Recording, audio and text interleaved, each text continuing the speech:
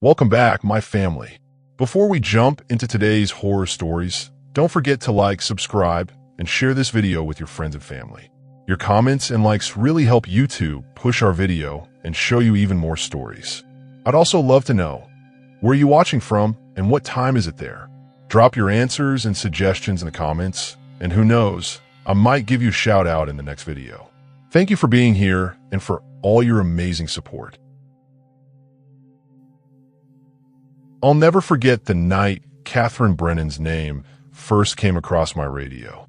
It was 11:42 p.m. on a rainy Thursday, the kind of night when headlights blurred into streaks across the wet asphalt, and every call seemed destined to be bad. Dispatch reported a rollover accident on the county highway near mile marker 16. Single vehicle, possible entrapment, female driver, unresponsive. When we pulled up, the scene was brutal. A silver sedan lay twisted against a tree, its frame crushed inward as though it had folded itself around the bark. The windshield was fractured into 1,000 tiny lines, and rainwater poured through the gaps. My partner muttered under his breath, "No way anyone walks away from this." But then we saw her. Catherine Brennan, mid-30s, long brown hair soaked and plastered against her face, eyes wide with panic but alive. She was pinned behind the wheel, but she was breathing shallow and fast. Somehow, impossibly, she was alive. "Help me," she whispered as we leaned in. "I need to get home. My husband, he's waiting." We worked fast, stabilizing her neck, cutting the door, pulling her free. She kept repeating it like a mantra. "I need to get home. I need to get home." By the time we loaded her into the ambulance, she was already fading, her skin clammy and her pulse weak. We pushed fluids, monitored vitals, but she never made it to the hospital. Time of death, 12:21 a.m. It rattled me, but accidents like that happen. Some crashes just don't give survivors a chance, no matter how alive they seem at first. I filed the paperwork, tried to let it go. Then 5 nights later, at 11:42 p.m., dispatch called another rollover at mile marker 16. Same description, same make and model of car. My stomach dropped as we drove out. And when we arrived, there she was again. Same woman, same crash. Catherine Brennan, alive, begging us to take her home. I froze. My partner didn't recognize her, didn't seem to notice anything strange at all, but I knew what I was seeing. We pulled her out, worked the case, and just like before, she slipped away before reaching the hospital. I couldn't shake it. I pulled her records, desperate for answers. That's when I found the obituary. Catherine Brennan had died in that exact crash. 5 days earlier, the night of the first call. The papers listed her time of death as 12:21 a.m., the same minute I'd pronounced her. But how could that be possible when I'd pulled her out alive? The next night, it happened again. 11:42 p.m., the same car, the same tree, the same woman whispering the same words. "I need to get home." Each night, the call came in like clockwork. Each night, she relived the accident. And each night, she died all over again. I started dreading the evenings, waiting for dispatch to light up with that cursed location. My partner never seemed to notice the repetition, but for me, the details burned brighter with each replay. The crunch of the metal, the smell of gasoline, the way Catherine's eyes pleaded for something I couldn't give her. One night, I broke the routine. Instead of loading her into the ambulance, I sat with her, kneeling on the wet ground as she clutched my sleeve. "Where's home, Catherine?" I asked. She blinked at me, dazed, blood dripping from her hairline. "Maple Street, number 214. My husband, he's waiting." I knew the address, just a few miles from the crash site. Against every protocol, against every instinct drilled into me as a paramedic, I lifted her carefully, carried her into the rig, and told my partner to drive. Not to the hospital, but to Maple Street. We pulled up to a small white house with a porch light glowing in the rain. I half expected no one to be there, but a man stood in the doorway, robe tied tight around him, confusion written across his face. "Catherine," he whispered, stepping forward. In that moment, she smiled, a soft, tired smile full of relief. "I made it," she breathed. And then, right there in my arms, she went still. Her body grew heavy, lifeless, final this time. The man broke down on the porch, sobbing into his hands. He had buried her days earlier, he said. But tonight, he swore he felt her presence, heard her voice one last time. After that night, the calls stopped. No more rollovers at mile marker 16. No more phantom rescues. Catherine Brennan had made it home. But I can't drive that stretch of road anymore without checking the clock at 11:42 p.m., half expecting to see her car crumpled against the tree, headlights burning through the rain. And sometimes when I close my eyes, I still hear her whisper, "Help me. I need to get home." I've been a paramedic long enough to know that phones lie. GPS pins drift. Callbacks fail. People misread addresses under stress. You build a tolerance for the mess of it. But there's one address I'll never forget because it didn't just lie. It reached across time. 1847 Willow Avenue. The first time I heard it, the rain had just let up and the streetlights wore halos.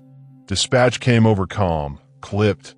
Medic 7, respond to 1847 Willow Avenue for a male, late 70s, chest pain. Caller identifies as Margaret. States patient is her husband, Harold. Routine words. Chest pain, older male, spouse calling. We rolled. Willow Avenue sits on the edge of town where the sidewalks end and weeds start. I turned onto the block and felt my foot lift off the gas without meaning to. There was no house, no porch light, no mailbox. Just a rectangle of empty dirt with the ghost of a driveway leading to nothing. A few bricks lay half buried where a foundation once was. A narrow strip of yellow tape flapped from a rusted fence post, so faded you could miss it if you blinked. We parked in the street and stared. My partner, Nate, checked the CAD screen again. 1847 Willow. That's what it says. I key my mic, dispatch, Medic 7. We're at location. There is nothing here. Silence. Then, Medic 7, 911 received multiple calls from a Margaret reporting a male with chest pain.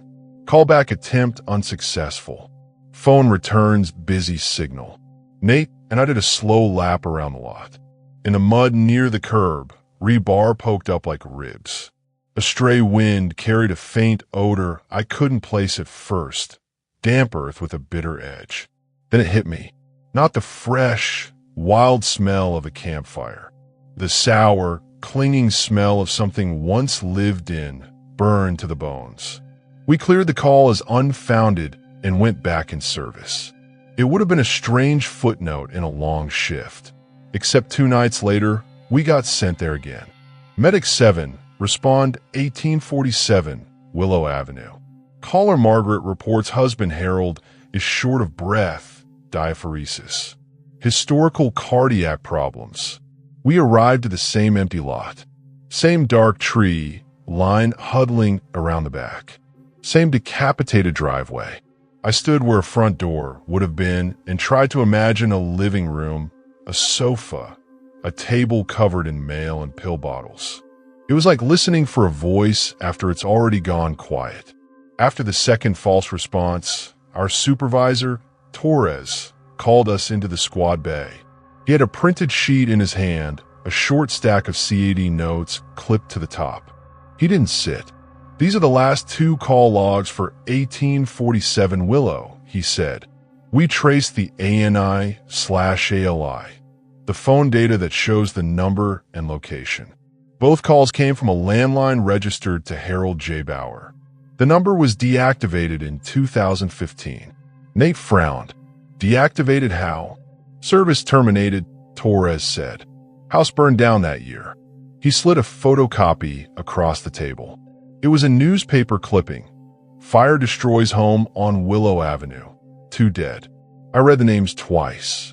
Harold and Margaret Bauer. I didn't sleep well after that. Every time the radio crackled, I braced for Willow. Days passed without it. Then a week, and I let myself breathe. Maybe it was a glitch in the dispatch software, an old record burping up addresses that should have been archived. We get weird database artifacts all the time when someone fat fingers a field. Then, late on a Sunday, as we were finishing a lift assist in a third-floor walk-up, the alert tone hit. Medic 7, 1847, Willow Avenue. Caller Margaret reports altered mental status, suspected low blood sugar.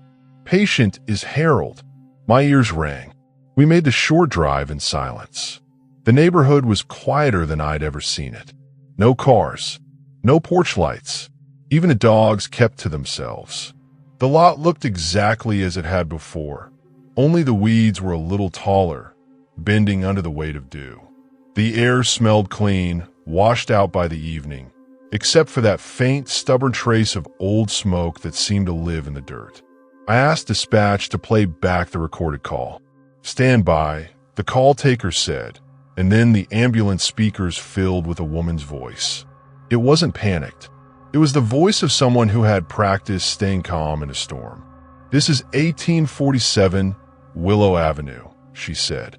"My husband Harold isn't making sense. He's clammy and shaking. He needs help." "What's your name?" the dispatcher asked on the recording. "Margaret," she answered. "Margaret Bauer." The line crackled. Then the recording ended as if someone had set the handset down. "Playback complete," dispatch said. "No successful callback. Number returns out of service." Nate looked at me.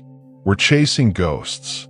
We cleared again, and this time Torres called before we could even put the rig in drive. "Head back to base when you're done. Don't take any more Willow calls until I say so." We parked in the bay, and Torres was already waiting, a laptop open on the tailboard. He had a map up with pins, each call to Willow stamped in red. "I've talked to the phone company," he said. "They swear the number is dead. The line from the pole has been physically disconnected since 2015. No power to the house. The lot was cleared. The demarc box was removed. There's not even a drop line. Then how are we getting calls?" I asked. "They don't know," he said. He rubbed his eyebrow with his thumb. "They said it's not possible. But if I had $1 for every time someone told me a thing I've seen with my own eyes was not possible, I could retire tomorrow." The calls didn't stop. They changed. We started getting them in the early evening, then after midnight, then in the morning like routine business. Different scripts each time, all of them plausible. "He's not breathing right. He says there's an elephant on his chest. He won't wake up." Each time the voice said her name, Margaret, and his, Harold. Each time, the same out-of-service landline showed on the CAD. The same empty lot waited for us in the dark. One night, I walked the perimeter with my flashlight and found a square of concrete half-hidden under weeds. A pattern of holes lined the slab, circles eaten out of the surface in a neat grid. The base of a washing machine? A water heater? I couldn't tell. I crouched and pressed my palm to it. It was cool and rough, the way old bones are in winter. Nate called across the lot. "You good?" "Yeah," I said, but I wasn't.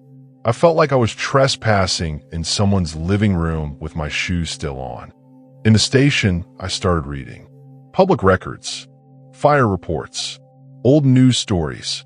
Harold Bauer, 79. Margaret, 76. He'd worked at the mill until it closed. She'd run the church thrift shop. The fire started a little after 3 a.m. in February 2015, believed to have begun near the kitchen. Faulty wiring suspected. Neighbors saw flames through the front window and called 911. Fire crews arrived in 6 minutes, but the house was already involved front to back. Harold and Margaret were found in the hallway. He was a few steps ahead of her, as if he'd been trying to lead the way out. The article said there were indications they might have tried to reach the phone. The next day, I asked one of the senior call takers, Dina, to let me hear the original 2015 911 calls. We sat in the dim radio room with a pair of old, over-ear headphones between us. The recording was grainier, but the voice was clear. 911, what is your emergency? This is 1847 Willow, the caller said. Not calm this time. Breathless. I smell smoke. Harold, get your shoes. The line cut to static. A different neighbor's frantic voice came on the next track. Then sirens, the ones from back then. Dina watched me as I pressed the headphones closer. That was her, I said. Yeah, Dina said softly. I recognize voices. You hear them enough, and you know. The phone company escalated. A tech met us at the lot during daylight and opened up a gray box on the pole across the street. He showed us the stump of the old copper drop, clipped and capped.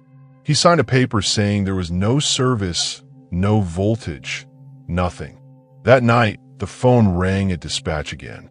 1847 Willow Avenue. Margaret's voice said, "My husband is having trouble breathing." We responded.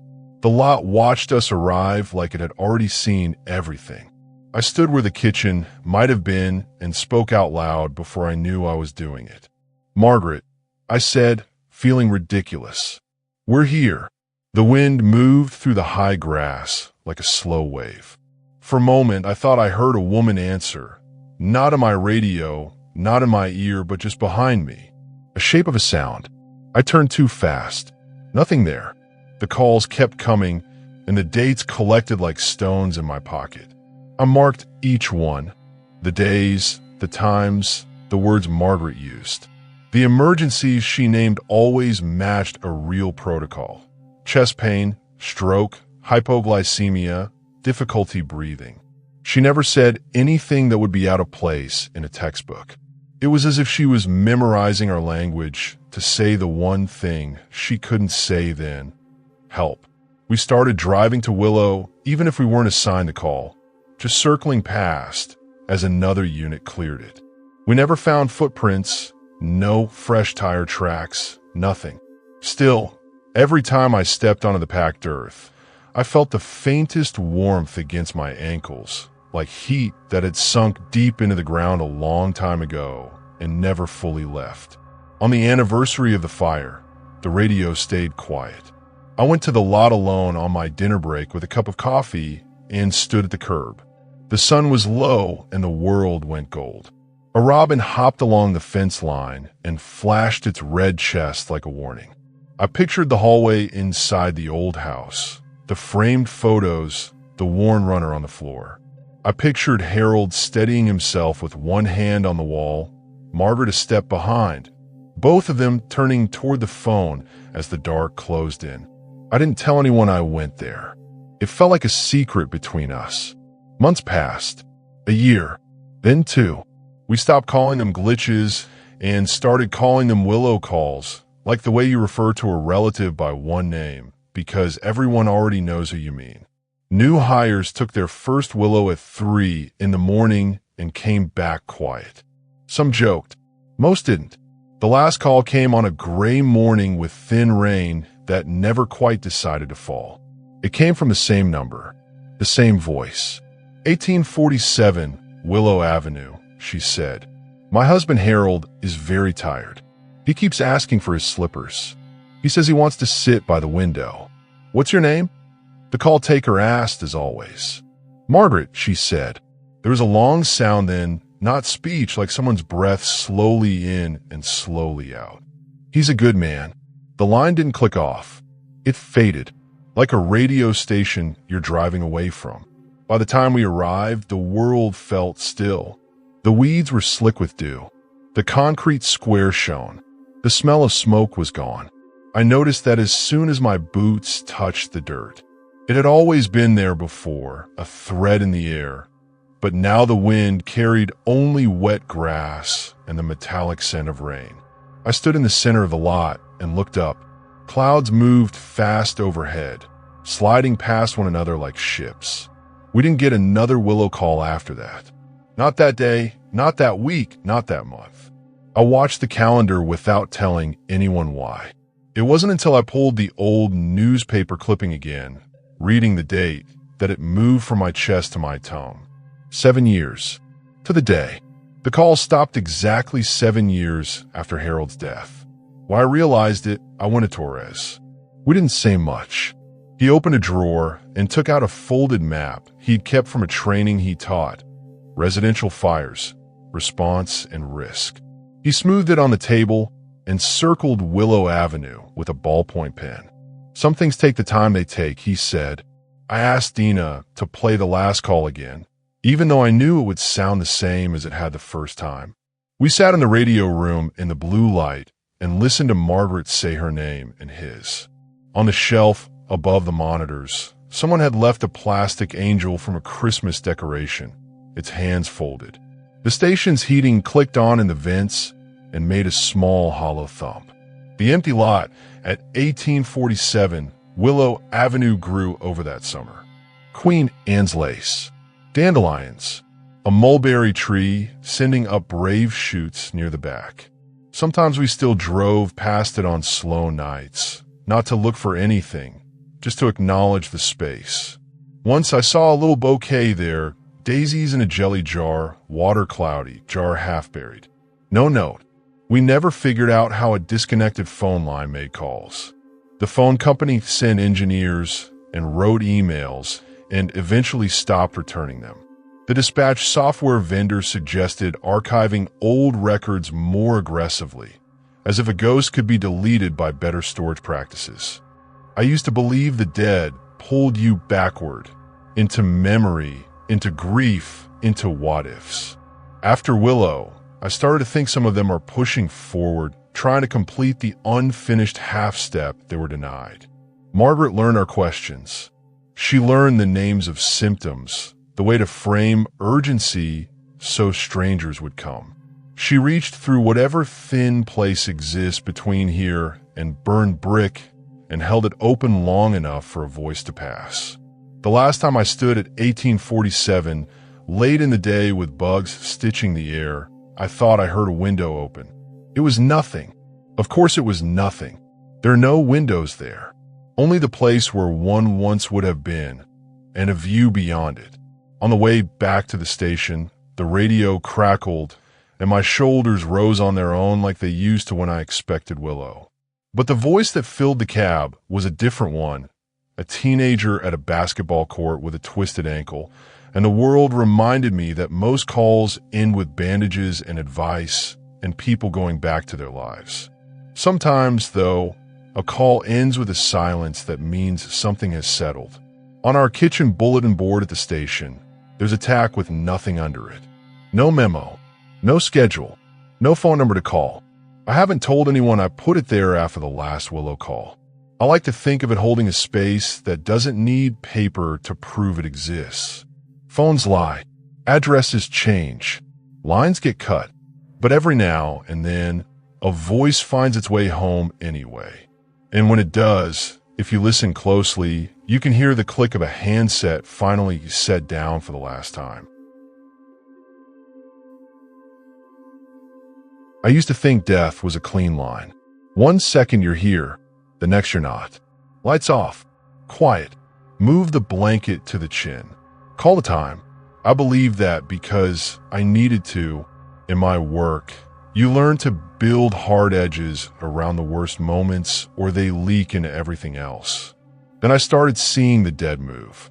The first time was small. An older man in a 1-bedroom apartment, the air heavy with the sweet, stale smell of oxygen tubing and reheated soup.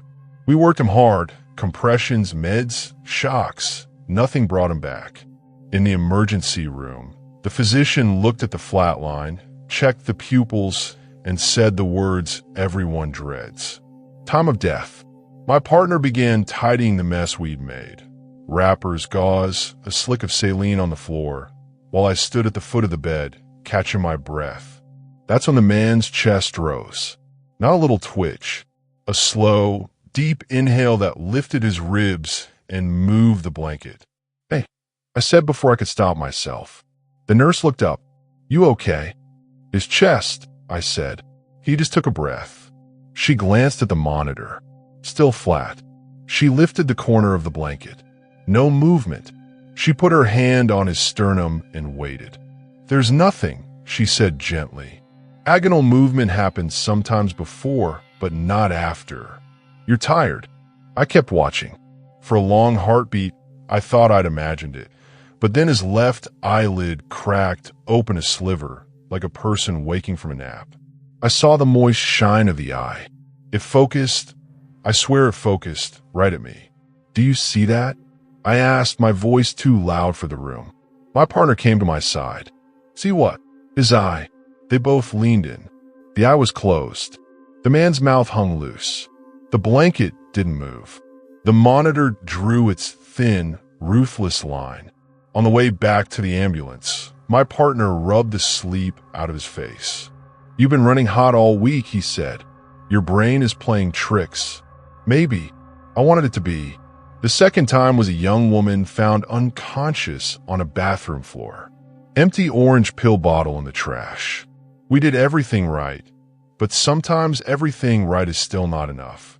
In the ER, after the team stepped back and the doctor called it, I stood by the rail to help with the lines and the paperwork. Her right hand, the one with the hospital band, curled slowly like she was trying to pinch her fingers together. It was steady, not a twitch, not random. The fingertips touched, then released. Touched, then released. Like someone feeling for a seam. I held my hand above hers without touching. "Can you hear me?" I asked, and I did not recognize my own voice. A nurse stepped between us to silence the alarm on a pump. "We need to clean up," she said kindly, the way you talk to someone who need to push to move on.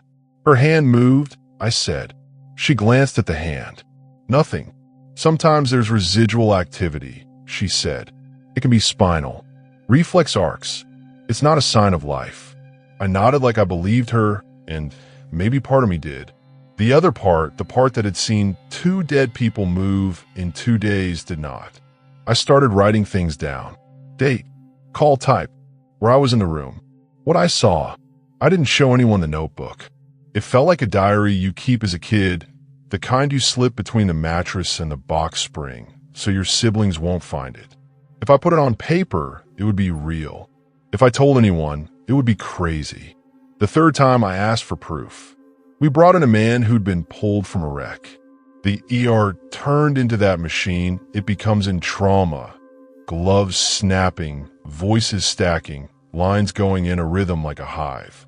It didn't work. After the call was made and the room exhaled, I saw the man's lips shape a word. Not a tremor, a formed word. Wait, that's what it looked like to me. Record this. I told my partner. He pulled out his phone and hit video.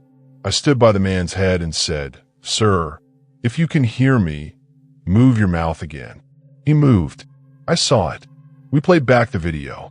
On screen, his face was still, his mouth loose, his jaw slack. No movement. We tried again.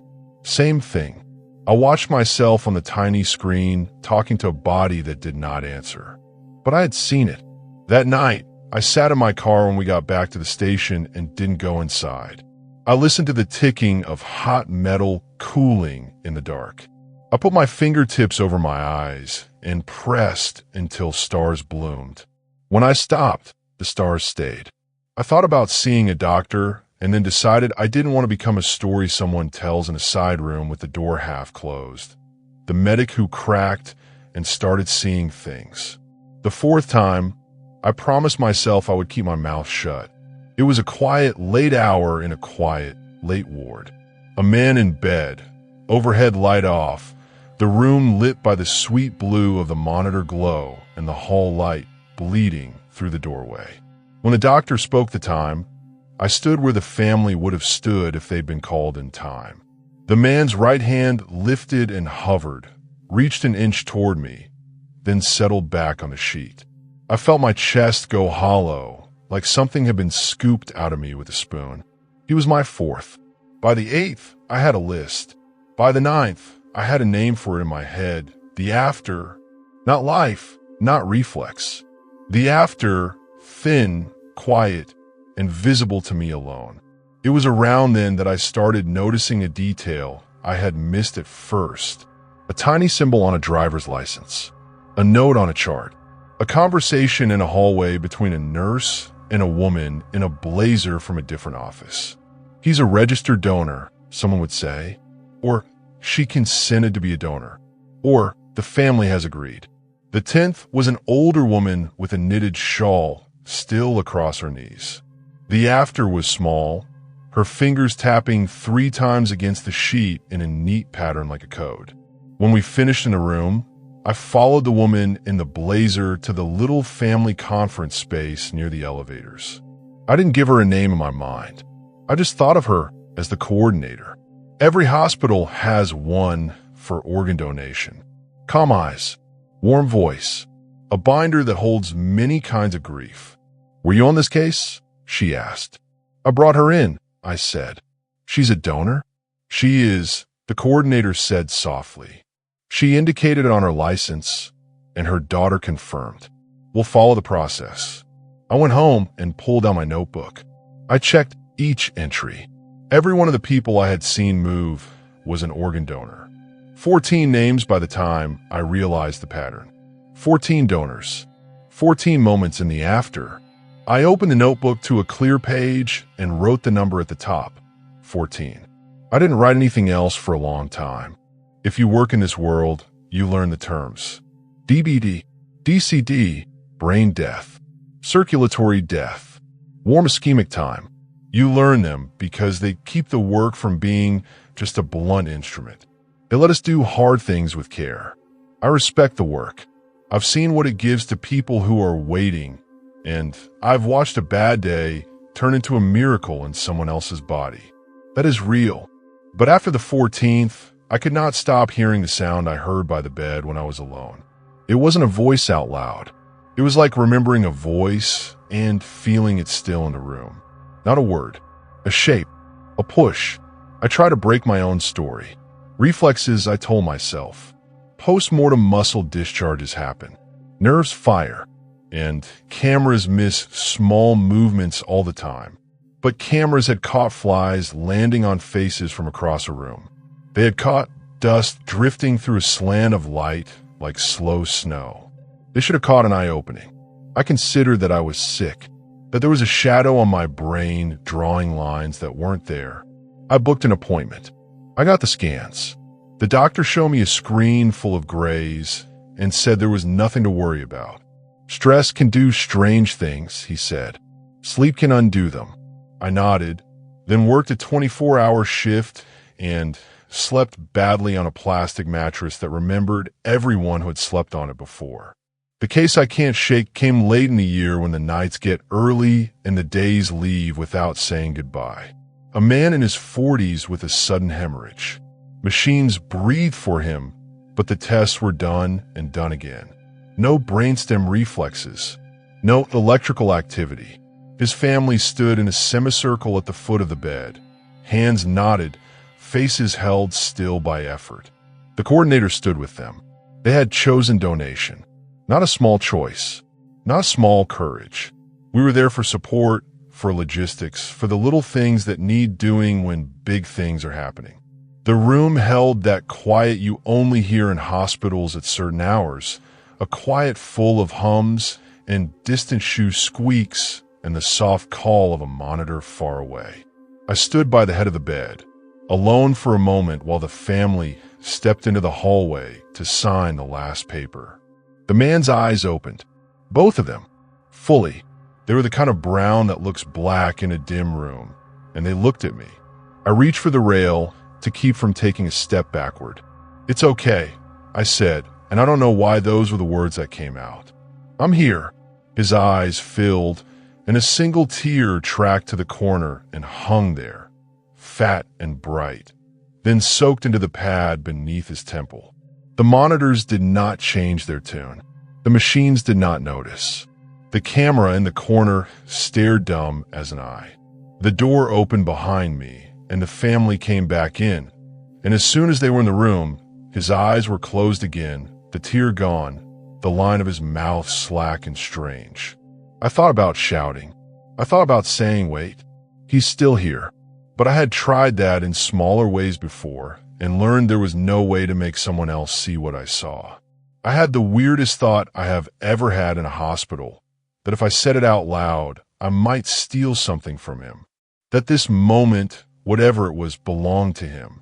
The family gathered, and the coordinator spoke to them in the voice you use when you're steering a small boat through careful water. People cried without lifting their hands to their faces, as if the crying were happening to someone a few inches in front of them. I stepped to the wall and kept my eyes on the floor. I asked later to see the video from the ceiling camera. The risk manager made a face, but let me look. The footage showed a still room, a quiet man, a medic standing like a soldier at parade rest for 30 long seconds. No eyes opening, no tear.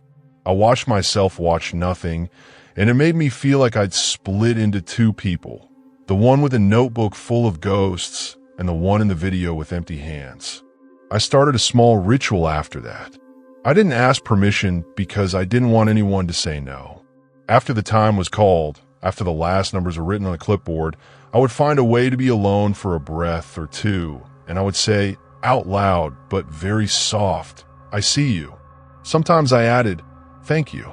It felt like placing a hand on a shoulder in a dark room without startling anyone. Once the coordinator caught me doing it. She didn't say anything then. Later, in the hallway, she walked beside me without looking over. My aunt donated, she said. I always imagine there's a hallway between one room and another, and some people stand in it a little longer. I don't know if it's true. I just like to imagine it. I think they move in that hallway, I said. It was the first time I had told anyone the whole truth. It felt like I had dropped a heavy bag I'd been carrying too long. She didn't ask for proof. She just nodded. We do a moment of silence before we start, she said. For everyone, whether you see them or not. 14. That number still sits on a clear page in my notebook. I haven't added to it in a while. I don't know if that means the after has ended for me or if I've become better at looking away. Sometimes in the grocery store, when someone holds the door a second longer than they need to, or when a stranger at a crosswalk turns their head just as the light changes and doesn't step, I think about it again. About the small reaches, the tiny pushes, the unfinished half steps. I know what the textbooks say. I know what the monitors show. I know what the cameras capture. I also know what I have seen. Maybe the line isn't clean. Maybe there is a thin strip of ground between the living and the gone where the body remembers and the self lingers and one set of hands lets go while another set reaches. Maybe it's only visible to people who happen to be standing in the wrong place at the right time, or the right place at the wrong time. I'm a paramedic. My job is to bring people back when I can and to bear witness when I can't. If there's a hallway, if there's an after, I will keep standing in a moment longer, and I will keep saying the only honest thing I have left. I see you. Some addresses carry their own weather. Even before you see them, you feel the temperature drop a few degrees on your skin, like you've stepped in a shade that isn't there. For me, that's 1847 Willow Avenue. The first call came at 2:11 a.m., the shift hour when even the city seems to sleep. Dispatch was steady, almost bored. Medic 3, respond to 1847 Willow Avenue. Caller is an elderly male, reporting chest tightness, shortness of breath, nausea. History of heart problems. Caller sounded weak. Textbook cardiac.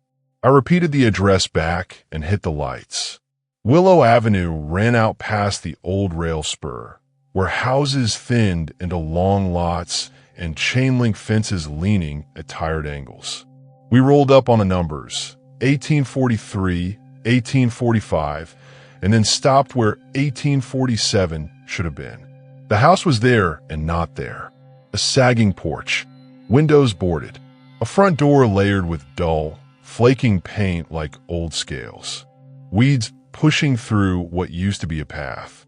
No lights, no sound. The kind of empty that feels stubborn, as if the place is holding its breath. Dispatch, Medic 3 is on scene. Structure appears abandoned, I said into the radio. We'll attempt to make contact. Copy, Medic 3, the call taker answered. Be advised, caller identified as an elderly male. No name given. Number is landline.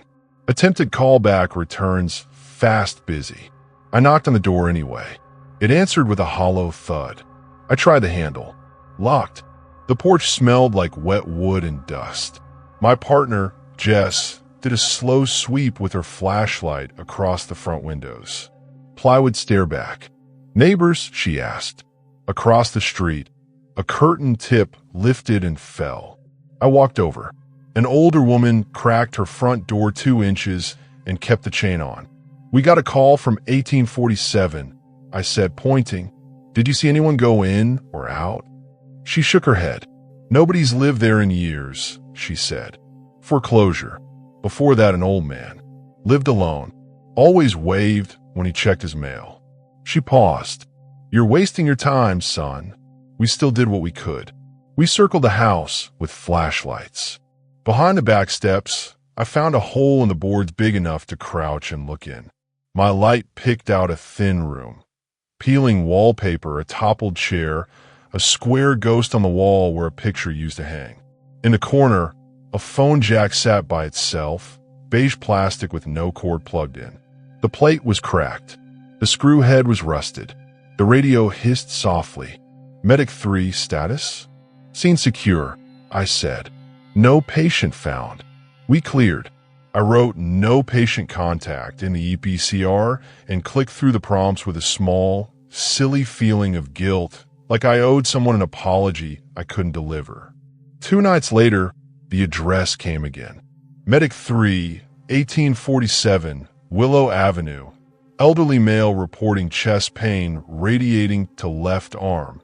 Diaphoresis. Weak voice. Line disconnected during call. Same house. Same boarded windows. Same porch steps that flexed under my weight like a tired spine. Jess looked at me. Someone's messing with us, she said. But her voice didn't believe her words. I asked dispatch to play back the call. We stood in the yard with our portable radios turned up, and the night filled with a voice that sounded like it had been carried a long way. 911. What is your emergency? Yes. I can't. A long breath. The kind that tastes like you've been running, but you haven't moved. My chest. Tight. It's like an elephant sitting. Sir, what's your address? A small pause, then careful, as if reading numbers off a bill. 1847 Willow Avenue. Sir, what's your name? Static cracked, like crumpled candy wrap. Then nothing. Callback failed, the dispatcher said into the quiet.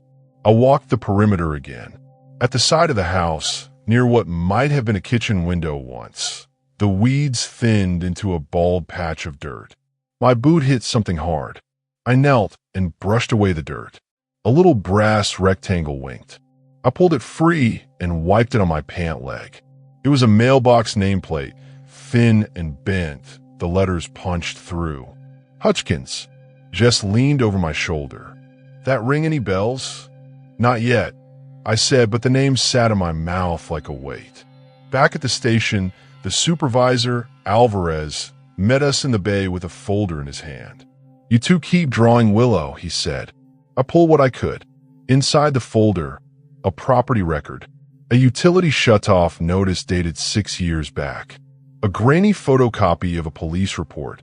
The heading, Death Investigation, 1847, Willow Avenue.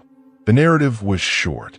Male, 78, found deceased on living room floor by neighbor performing welfare check after newspapers accumulated. Body near telephone table. Phone receiver was off hook. No recent outgoing calls on landline. Medical history suggests cardiac disease. The name at the top, Leonard Hutchkins. Live alone, Alvarez said. Neighbor said he kept to himself. Heart problems. Died trying to get to the phone and didn't make it. Jess read the report again. So who's calling us now? Same question I asked the phone company, Alvarez said. They confirmed there's no active service to that address. Drop line is cut. The number is dead. Except it isn't, I said. The third time the call came, I was already halfway to Willow before dispatch finished the script. Elderly male, chest pain, nauseated, the voice on the recording whispered. Feels like last time. Last time, Jess repeated softly, almost to herself. We parked at the curb and left the rig's rear doors open. I don't know why. It felt like politeness. Sir, I called toward the locked door. My name is Dan. I'm a paramedic. We're here for you. The house didn't answer. A dog barked 2 streets over and gave up. I keep my portable. Dispatch, can you stay on the line if he calls back? Put on speaker in the channel. We're on scene. Copy, Medic 3. We waited. The radio hissed. And then the voice came again, small and thin and patient. This is 911. Yes, sir, the call taker said, steady. What is the address of your emergency? 1847. Willow, he said, almost a sigh. Please. It's my heart. Sir, what's your name? The call taker asked. There was a sound like somebody lifting the receiver off a table and finding it lighter than they expected. Leonard, he said. Leonard Hutchkins. Jess and I looked at each other. The hair on my arms rose. Leonard, I said, speaking toward the door, even though I knew he couldn't hear me directly. We're right outside. The dispatcher continued with the script. Leonard, help is on the way. Are you alone? A pause. Yes, he said. Always. Do you have any aspirin you can chew and swallow? A soft, strangled laugh. The kind you hear in rooms that used to be full. Phone's far, he said. Didn't make it. Jess was still staring at the door. He never made it, she whispered. Leonard, I said again louder. We found you. We hear you. I didn't care if it made sense. I care that I said it. The line crackled. Thank you, he breathed. The call dropped. We waited for it to return. It didn't. After that night, the calls kept coming, but something had changed. Each time, the dispatcher worked the script, and each time Leonard got further, address, name, symptoms, answering like he'd been practicing to get it right. Once he even made it to the question about the door. Can you unlock the front door for responders? The call taker asked. Leonard's answer was 2 words that sat between apology and explanation. Can't. Boards. Slowly, his timeline started to show through the cracks. He'd been 78, lived alone, history of heart issues, woken tonight with pressure, arm heaviness, sweat. Got up, shuffled toward the phone on the little table by the hall. Maybe he had to sit down on the way and catch his breath. Maybe he told himself he'd be fine if he rested a second. Maybe the second stretched. On a slow afternoon, I drove past Willow and found the neighbor who'd called the police back then, a man in a ball cap and shirt that said Ferguson's Heating. He leaned on his truck and squinted into the sun to remember. Leonard was quiet, he said. Loved the radio. Country stations. Kept a stack of scratch-offs on his kitchen table. Had a little plastic pill organizer, you know, the kind with the days labeled. He'd mow the yard slow in the evenings. He told me once he was afraid of dying alone. I told him nobody wants that. He said even the phone gets heavy when your breath is short. The man shook his head. We found it by the phone. Receiver off the hook. Line dead. Like he was halfway through a sentence and forgot the last word. That night, when the call came, it was different. Dispatch patched it to our cab as we drove. The voice was steadier, almost strong. 911, what is your emergency? Chest pain, he said, squeezing. It's Leonard. I'm at 1847 Willow. I can't catch my breath. Leonard, stay on the line with me, the call taker said. Help is already on the way. Are you able to sit down? Take slow breaths. Just turned to me, eyes bright. He said help is already on the way. We pulled up and left the engine running. I walked to the porch. I put my palm flat on the boarded door, as if it could carry the message through like a bone conduct sound. Leonard, I said softly, we're here. We found you. I'm staying with you until it passes." On the radio, the call taker's voice was the voice of 1,000 saved nights. "Leonard, you did the right thing calling. I want you to know we have you." Silence, then a breath I could feel in my own lungs. "I didn't before," he said. "Didn't make it." "You made it now," she said. "You completed the call." The line didn't click. It faded, like a wave slipping back into itself. The porch under my hand felt warmer for a second, as if a late sun had found the boards. Then it was only wood again. We never got another call from 1847 Willow Avenue after that night. The phone company sent a tech out, more for paperwork than belief. He showed us the cut line again, measured zeros with a meter, shrugged. "No service," he said. "No dial tone, no voltage, no number to trace." We nodded. We didn't need proof. We had his name. A few weeks later, a city crew posted a small orange notice on the porch. "Unsafe structure. Do not enter." Someone had taped a scrap of paper to it with a piece of blue painter's tape. In careful block letters, "Leonard, you were not alone." I didn't write it, but I wish I had. It's a strange thing to keep going to calls where no patient waits, and then to realize the patient was the call itself. A voice finally reaching past the thing that stopped it. We log no patient contact, but I think of those reports differently now. The contact was made. It just didn't look like we were trained to expect. Every so often, we still drive down Willow on a slow night and idle at the curb with the windows cracked. The boards are the same. The weeds come and go with the seasons. But the address feels lighter. The weather has changed. There are calls that end in sirens and doors and the bright, hard light of an ER bay. And there are calls that end with a sentence, "finally finished." On our console, tucked under the map book nobody uses anymore, just keeps a folded sheet of paper. On it, in big letters, "Help is already on the way." When the radio goes quiet for a long stretch and it feels like the world has stopped needing us, I take the paper out and read it. Not because I doubt it, but because some nights you need to say it out loud to believe it. "Help was already on the way, Leonard. We were just late to hear you." Every hospital has its secrets. Hallways that lead nowhere. Locked doors nobody explains. Stairwells that always seem colder than the rest of the building. But none of those compare to the 7th floor. It started the way most shifts do, a late-night dispatch that sounded like a glitch. Medic 12, respond to General Memorial Hospital, cardiac arrest, reported on the 7th floor. My partner, Craig, frowned at the CAD screen. "7th floor," he said. "General's only got 6. He wasn't wrong. I'd worked that hospital a dozen times. 6 stories, a helipad on the roof, nothing more. I shrugged. Maybe they miskeyed.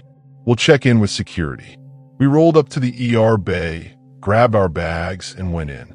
Security met us halfway, puzzled looks already on their faces. "We didn't call you," one guard said. "Dispatch says 7th floor," Craig replied.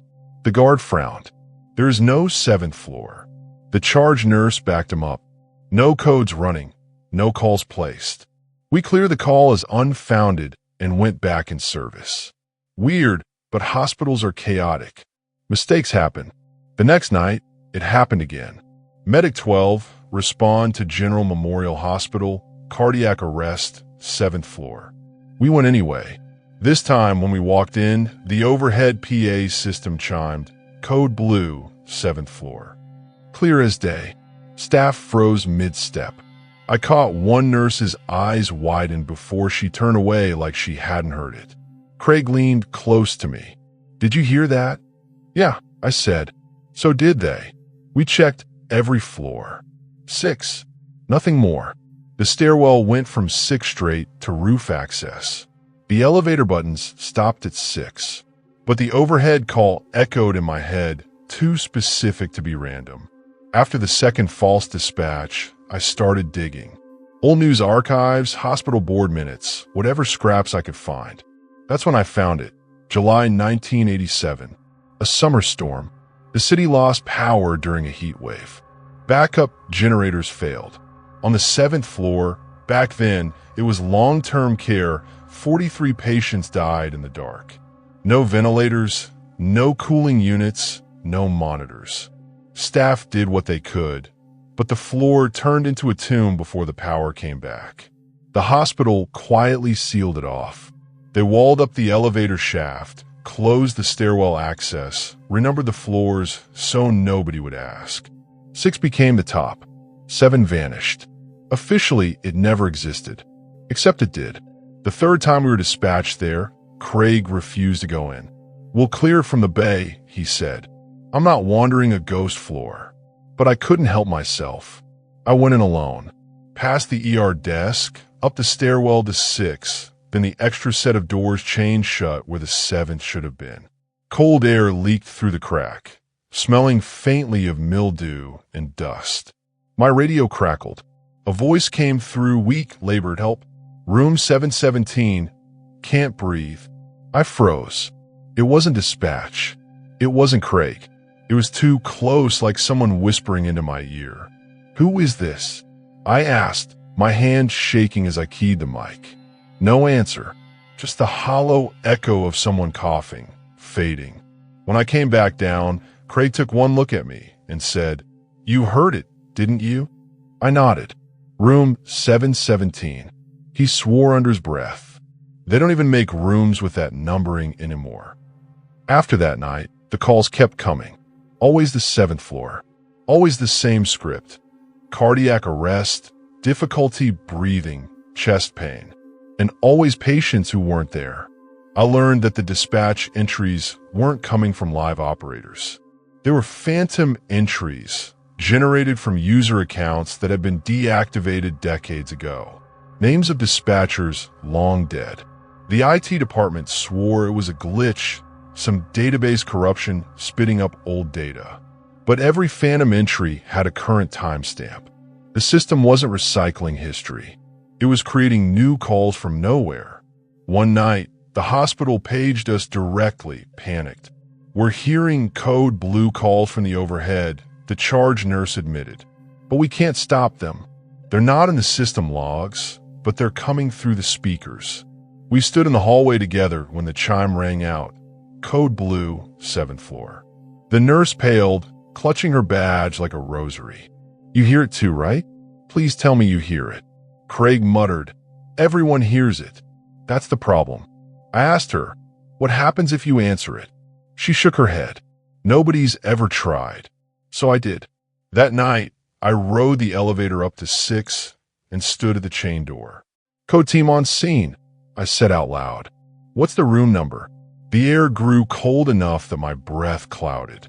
My radio hissed, then cleared. A faint voice. "Room 732. Hurry." Against every instinct, I pulled at the chain. It shifted just enough for me to peer inside. The hallway beyond was dim, flickering with the low yellow glow of failing bulbs. The wallpaper was peeling. Beds lined the walls, each with a figure in it, faces pale and waxy, oxygen masks hanging uselessly around their necks. Their eyes followed me, dozens of them. One nearest the door raised a trembling hand. "Please, we're still waiting." I stumbled back, let the chain clatter shut, and ran down the stairs 2 at a time. I didn't stop until I was outside under the buzzing sodium lamps. Craig caught me at the rig. "What did you see?" he demanded. I didn't answer right away. Finally, I said, "They're still there. All 43 of them. Still waiting for help that never came." After that, I stopped answering the calls. I couldn't, but they didn't stop coming. Other units started getting them too. Some brushed it off as database errors. Others whispered about it over coffee at 3 a.m. Nobody wanted to admit they'd heard the voices through the static or seen movement behind the chain doors. The hospital administration doubled down on silence. They ordered security to keep us from going past 6. They told staff not to acknowledge the overhead calls. They said it was psychological bleed, mass suggestion, stress, urban legend. But legends don't use the dispatch system. Legends don't whisper room numbers into your radio. The last time I heard it, I was off duty driving past General Memorial. My scanner was on, the way it always is, a habit I can't break. The alert tone hit. Code blue, 7th floor. I pulled over and killed the engine. For a moment, I thought about going inside one last time, opening the chain, walking down the hallway. Instead, I sat in the dark and whispered into the empty cab. Help is already on the way. The radio hissed once, then went silent. And for the first time, I hoped it meant they'd finally heard me. There are calls that make you sweat, calls that make you cry, and then there are calls that make you question reality. For me, that was the sealed elevator at the old Marlowe office building. It started on a Tuesday night. Around 11:15 p.m. dispatch came through calm as ever. Medic 4, respond to 302 Marlowe Avenue. Caller reports male in his 50s with chest pain, trapped in elevator between floors. Straightforward enough. Elevator rescues are annoying, but not unusual. Fire usually beats us there, pops the door, and we handle the medical side. We pulled up at the Marlowe building, a 10-story concrete block downtown, half its windows dark. Security met us in the lobby, shaking his head before we even got through the doors. There's no elevator running here, he said. They shut the whole bank down last year. Sealed it. Nobody uses them anymore. Craig, my partner, frowned. Then how'd we get a 911 call? The guard lifted both hands. Beats me. Place is half empty. But those elevators? They don't even have power. We still checked. The 3 stainless doors were chained and padlocked, dust thick across the seams. No noise from behind them. No cables moving. Nothing. We cleared the call, muttering about database glitches. But the next night, it happened again. Same dispatch. Same building. Same male in his 50s, chest pain, trapped in elevator. This time we stayed longer. Craig pressed his ear against the middle shaft. I was about to laugh at him when he jerked back like he'd been burned. You hear that? He asked. Hear what? He swallowed. A man calling. Weak. Like, help me please. I pressed my ear to the cold steel. At first, silence. Then, faint, muffled but real of voice. Ragged, desperate. Please, somebody my heart. We both stumbled back. The guard swore under his breath. That's impossible, he said, his face pale. There's no power. Those cars haven't moved in a year. We called dispatch to play back the 911. It was a man's voice, strained but clear. I'm stuck in the elevator. My chest, it feels tight. I can't breathe. Please hurry. The line had ended with a low groan and static. Callbacks returned nothing but dead air. Craig stared at me. This is the same voice as last night. And that's when I started digging. Old newspaper archives, fire department logs, anything I could find. I found it buried in a local blog from 2021. Man dies of cardiac arrest in Marlowe building elevator. The article was short. A 56-year-old office worker named Raymond Ellis collapsed alone in the car between the 6th and 7th floors after hours. Maintenance had delayed upgrades to the system. The elevator got stuck. He hit the emergency phone, called for help, but responders couldn't get to him in time. By the time they forced the door, he was gone. The kicker? He called 911 himself. His last words, I don't want to die in here. They sealed the elevators 2 months later. So whose voice had we just heard? The third time, I came prepared. I brought my handheld recorder and left it running as I stood in the lobby. Sure enough, at 11:17 p.m., faint knocking echoed from inside the shaft. Then the voice, strained, hoarse. Help, chest hurts please. I played it back right there. Nothing, just silence. The recorder hadn't caught a thing. Craig crossed his arms. It's only you. Only us when we're here, not the machines. We started calling it the Marlowe Echo. The calls kept coming. Always at night. Always the same script. Male, 50s, chest pain, trapped in elevator. Sometimes dispatch got the 911 directly. Other times it was phantom, appearing in the system with no live operator, as if it wrote itself. One night, we heard more than just a plea. A rattling voice said, "Button, not working. It's dark. Please tell my wife I tried." I swear the temperature dropped 10 degrees in that lobby. The guard backed away. "You need to stop answering these," he said. "This place is cursed." But I couldn't. I needed to know if it was real. So the fifth time I stayed past shift. Sat in the lobby with the guard's reluctant permission. At 11:15, the radio lit up. Medic 4, respond to 302 Marlowe. Trapped elevator occupant, chest pain. I walked to the chain doors, leaned close, and said, "Raymond, we hear you." For a second, silence. Then a voice, so close it might as well have been whispering through the seam. "Please, don't leave me here again." I stumbled back, heart pounding. Craig caught my arm. "You heard that clear, didn't you?" "Yeah," I whispered. "Too clear." The next day, I looked up Ellis's obituary. Survived by his wife, Marlene, 2 kids. I tracked her down in a phone book. Yeah, I know, crossing a line, but I couldn't stop myself. I called. She was soft-spoken, weary. "Yes, Raymond died there," she said. "They told me he called for help, that he was alone. I've never gone back to that building. I can't." I didn't tell her I'd heard his voice. That seemed cruel, but I asked if he'd said anything in his final call. She paused. He told the dispatcher, "Please tell Marlene I love her. Tell her I tried." They told me that afterward. That's all I needed. My throat tightened. Those are almost the exact words I'd heard in the lobby. After that, I started avoiding the Marlowe calls. If dispatch sent us, I traded off with another crew.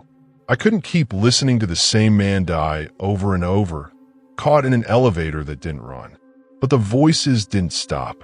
Other crews began reporting them too. Faint banging in the shaft. A weak call for help. Always at night, always around the same time.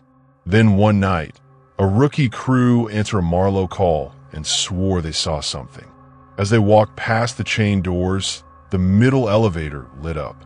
The button for 7 glowed faint orange.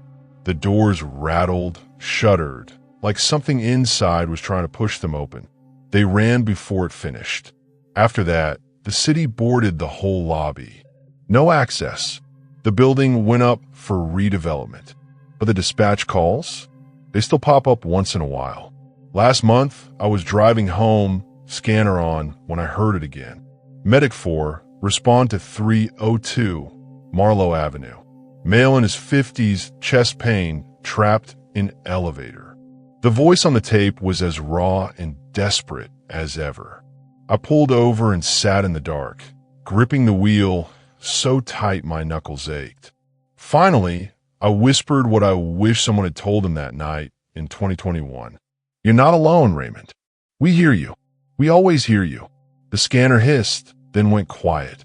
And for a moment, I could almost believe he'd finally reached the floor he'd been waiting for. It was always the same time, 3:17 a.m. Every night, just as your body gave in to exhaustion, dispatch would tone out. Medic 8, respond to Sunset Manor Nursing Home. Reported fire alarm, multiple callers. The first time it happened, Craig and I looked at each other in the cab. "Sunset Manor," he said. "That place doesn't exist anymore." He was right. Sunset Manor had burned to the ground in 2010. An electrical fault, second floor wiring. 23 residents died before crews could get them out. The building was condemned, cleared, and turned into nothing but a flat lot fenced with chain link. I remember the news footage. Firemen silhouetted against orange flame, ladders leaning against a building that was already collapsing.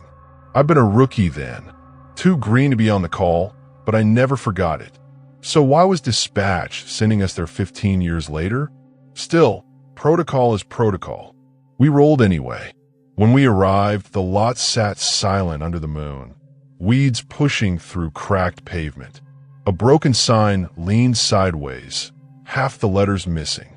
S_NSET_M_NOR. But the strangest thing was the sound. As soon as we stepped out of the rig, I heard it. A shrill, distant wail of an alarm. Not echoing across the neighborhood.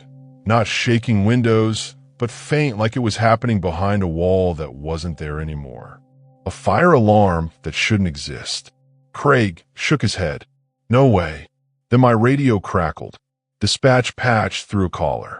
A woman's voice, high and panicked. Please, we're on the second floor. There's smoke. Help us get out. The line cut. We searched the lot, of course. Nothing but dirt, weeds, and the ghosts of a foundation. No smoke, no building, no people. We cleared it as unfounded. But when the next night came, at exactly 3:17, the tones hit again. This time, dispatch patched multiple calls in real time. One man shouted, coughing. They locked the stairwell. We can't. The line ended in static. Another, weaker, whispered, It's Margaret. Room 212, it's so hot.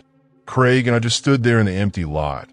Radios hissing with voices of people who hadn't been alive in 15 years. I couldn't sleep after that. I started digging. Old reports, newspaper clippings, the official list of victims. 23 names. 17 women, 6 men. Ages 72 to 96. Every one of them died on the second floor. Most were trapped by blocked hallways and failing sprinklers. A few made it to their rooms, called 911, and never made it out. Those were the voices we were hearing. The third night, I tried something different. When dispatch patched the call, I spoke directly into my radio. This is Medic 8. We hear you. Where are you? For a moment, silence. Then a man's voice, faint and urgent.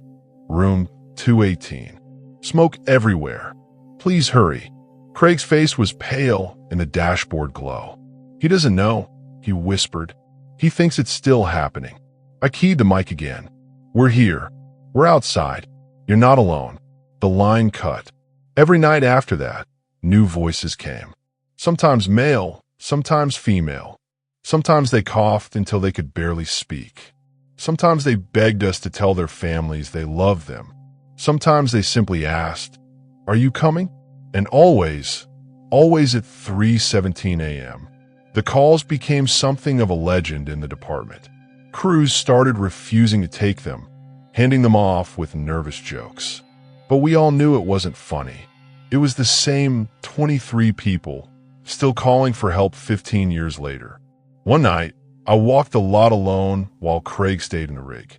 The air smelled faintly of charred wood, but when nothing around us was burned. I stood where I thought the stairwell had been and whispered, "We hear you. We haven't forgotten." The alarm tone grew louder in my ears, though the radios stayed silent. For a heartbeat, I thought I saw flickering orange light in the weeds. When I blinked, it was gone. Then the voice of an old man rasped so close it felt like it came from behind my shoulder. "Please, open the door." I spun around. Nobody there. Just the empty lot under the cold stars. That was the night I realized the calls weren't random. They were replays. The residents were reliving their last minutes, over and over, reaching for phones that should have melted in the fire, asking for help that never arrived in time. It broke something in me, because I couldn't give them what they wanted. The calls went on for weeks, maybe months. I stopped counting. Then one day, the city finally did something. A small ceremony.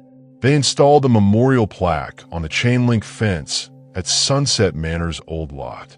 23 names etched into bronze, mounted on stone. Flowers laid by surviving family.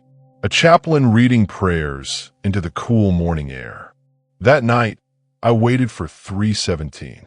Dispatch stayed quiet. No tones. No phantom calls. No voices. I sat in the bay, staring at the silent radio, feeling the strangest mix of relief and grief. Craig finally said, "You think they stopped because of the plaque?" "Yeah, I said softly. I think they just needed to be remembered. It's been quiet ever since. Sunset Manor is gone. The lot's still empty. The weeds still rising and falling with the seasons. But the plaque remains, the bronze bright against the gray stone, catching the light whenever headlights sweep past. And every time I drive by at night, I roll the window down. For a second, I think I hear the faint wail of an alarm or a voice calling from upstairs. Then the wind carries it away, and all I can see are the names shining in the dark. Some calls feel like déjà vu, but others are worse. They feel like someone hitting rewind on the same nightmare, forcing you to live it again. That's what happened with mile marker 14 on Highway 92. The first time dispatch sent us there, it was a Tuesday morning, 7:45 a.m. sharp. The CD screen read, Medic 6, respond to mile marker 14, Highway 92. Mass casualty, school bus accident reported. Multiple injured. Craig swore under his breath. Mass casualty? Out here. We floored it. The stretch of Highway 92 near mile 14 is a blind curve cut into a hillside, trees crowding the shoulder. In winter, it ices bad. We pulled up expecting chaos, sirens, smoke, kids scattered across the road. But there was nothing, just an empty highway, quiet and gray in the morning light. We drove a mile up, then back down. No wreckage, no bus, no kids, no skid marks. Dispatch, Medic 6 on scene, I said, trying to keep my voice steady. No accident found. There was a pause, then dispatch replied, multiple 911 calls were received from a male caller identifying as a bus driver. Line disconnected after initial report. Attempts to call back unsuccessful. We looked at each other. Dispatch doesn't invent mass casualty incidents. We cleared it as no patient contact, but the next Tuesday at exactly 7:45 a.m., the tones hit again. Medic 6, mile marker 14. Mass casualty, school bus accident. We rolled out, though my gut already knew. And sure enough, the highway was empty again. No bus, no children. But this time, dispatch patched through the live call. The voice was steady, practiced, the kind you'd want in an emergency. This is bus 12. We've crashed at mile marker 14. I've got multiple injuries, kids trapped. Send all available units. The dispatcher asked his name. Robert Jenkins, he said. I'm a driver. Please, hurry. They're just kids. Then static swallowed the line. Craig gripped the wheel so tight his knuckles were white. That sounded real. It was real, just not now. That night, I searched the archives. And there it was, March 2017, 8 years ago. A snowstorm hit Highway 92 during a morning route. Bus 12 slid on the curve at mile 14, flipped into a ditch, and was struck by an oncoming truck. 12 children died. So did the driver, Robert Jenkins, 61. His final act was calling 911 to report multiple casualties. His call lasted 45 seconds before the line went dead. The calls we were getting were his call, replaying, every Tuesday morning during the school year. The third week, I listened more closely. Dispatch patched it again. Robert's voice came through, calm but urgent. We've got broken legs, possible head trauma. I need 3, maybe 4 ambulances. Please hurry. The kids are scared.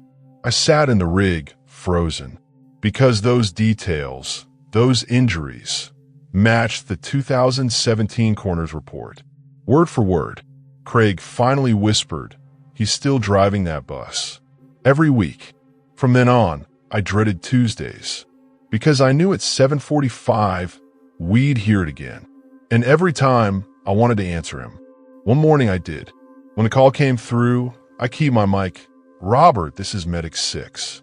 We hear you. Help is coming. There was silence, then static. But just before the line cut, I swear I heard him exhale, like a man relieved. We kept responding week after week. Always the same time. Always the same mile marker. Always Robert's steady voice reporting the same tragedy. And every week, the highway was empty. By the 4th month, other crews started refusing to call. They said it was cursed. They said it made them sick to hear the calm voice of a dead man reporting dead children. But I couldn't let it go, because in some strange way, it felt like Robert was trusting us to listen. Then something changed. One morning, dispatch patched the call, but this time, Robert didn't just report injuries. His voice cracked for the first time. "I tried," he whispered. "I tried to keep them safe. Please tell them, I tried." The line dissolved into static. I sat there with tears in my eyes, gripping the radio like it was a lifeline. "We know you tried, Robert," I said. "We know." After that, I started digging into why the curve at mile 14 was so dangerous. Turns out, safety upgrades have been delayed for years. No guardrails, no warning lights, poor drainage. Locals had lobbied the county, but nothing changed. That bus wreck wasn't just an accident. It was waiting to happen. And here's the strange part. The call stopped the week after the county finally acted. They installed flashing warning lights, rumble strips, and a proper guardrail at the curve. A roadside memorial was placed for the 12 children and for Robert Jenkins. The following Tuesday, 7:45 came and went. No tones, no phantom dispatch, no voice from the dead. The silence was heavier than the calls had ever been. Craig broke it finally. "Guess he made it home," he said.